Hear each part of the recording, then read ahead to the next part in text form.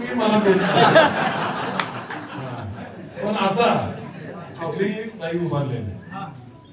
आता एवढं खचून तुम्ही बोलता टाळ्या मारता हसाला तुमच्या मनासारख्या सगळ्या गोष्टी व्हायला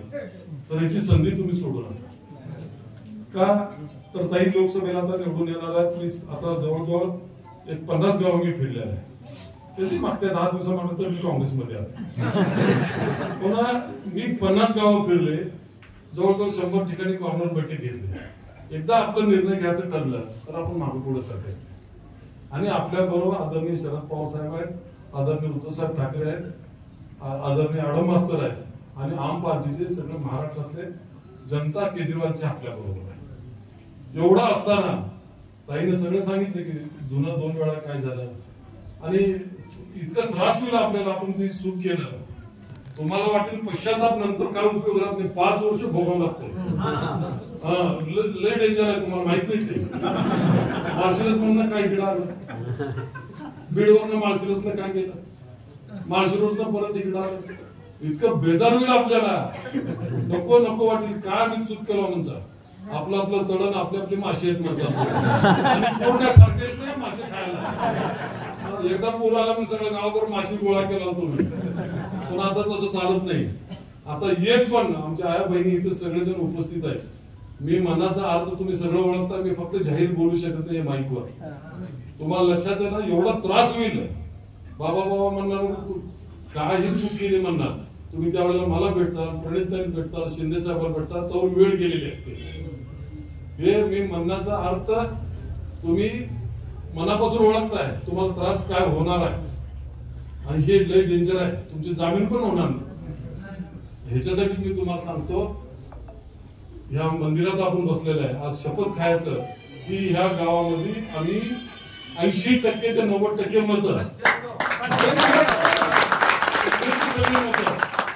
कारण का ह्या मंदिरात बसलेला आहे या मंदिरात मी बसल्यावर पंचायत समिती जिंकल्या या मंदिरात जिल्हा परिषद जिंकलेली या मंदिरात मी आपलं ग्रामपंचायत जिंकलेली या मंदिरात मी मार्केट कमिटी जिंकलेली तुमचे उमेदवार होतेच की गावातले माहित आहे ना सगळं दिलीपराव तुम्हाला सांगावं त्यांची दोस्ती आणि तरी आपल्याला सगळ्याला परत एकदा विनंती करतो आमच्या आया बहिणींना आमच्या सर्व युवकांना सर्व आमच्या सहकार्याला आपण निश्चितपणे ह्या वेळेला आपण सगळीकडे जेवढा मोठा प्रतिसाद आहे सगळीकडेच मी दक्षिणमध्ये गेलो मोहोळला गेलो पंढरपूरला गेलो मी जेव्हापासून आता 15-20 दिवस झाला प्रवेश करून आल्यापासून 1 दिवस मी थांबलो नाही कारण काय एक सुसंस्कृत मुलगी आहे आपल्या घरातली कन्या आहे आपल्याला त्रास देणार नाही दैनंदिन कामकाजामध्ये आपल्याला अडचण आणणार नाही विकासाच्या कामाला मात्र 100% मदत करेल जसे मी आमदार असताना आमदार नसताना सुद्धा त्या तळ्याचे पैसे मी घेऊन दिले त्याची तुम्हाला मिळालेत का नाही मला माहित नाही कुणाकडे अडकले मला माहित नाही तुमचा खाजगी व्यवहारात मी भानगडीत पडत नाही आता ओळखते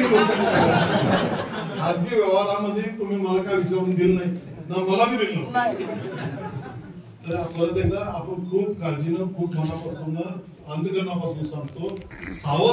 सावध इशारा आहे तुम्हाला सावध तुम्हाला नंतर वाटेल की दिलीपाने ह्या मंदिरात येऊन बोलले आपण ऐकलं नाही माझी विरोधकाला बी तुम्ही सांगा तुमच्या विरोधकाला बी तुम्ही सांगा तुमच्या आया बहिणींना सांगा बिलकुल ही चूक करू नका परत एकदा एवढा प्रचार दौरा केला एवढं खडीत न वाढून तर चालवणार मी म्हणाले असं चला हो म्हणून चालू दे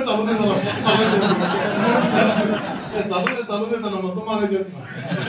असं करतो गाव माहित असेल नंतर बोलवा एखादच नसल्यावर एकदा आपल्या सगळ्यांचा आभार मानतो आपला धन्यवाद देतो आणि 100% 7 तारखेला मतदान करावं